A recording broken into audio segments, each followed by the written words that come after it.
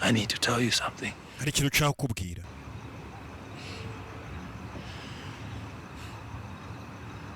You wanted to know what I do for a living? Urashaka kumenya akazi nkora kugira ngo mbeho? Yego.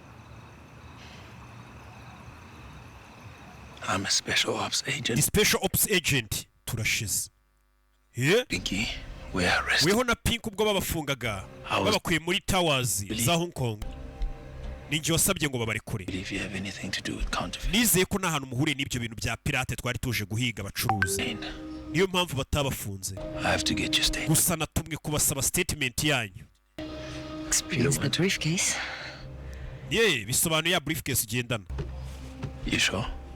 Yego rwose mbaza. Yeah. Agiye kumukora statement. Ese akora telefone ari coding. Any counterfeit goods? Wigeze ugura ibicuruzwa bya pirate hariya? Selling them for a profit. Ufite gahunda yo kongera kubicuruza ngo wunguke? Yego. No. Oya ntago kinishaga. Kumbe nibyo. Have you ever been involved in any investigations or legal issues related to... Ese wigeze wisanga mu bibazo bijyanye na leta igukurikiranyeho ibyaha bijyanye no kuba wagura cyangwa ukagurisha ibicuruzwa bya fake bya pirate kugira ngo bibyaze umusaruro?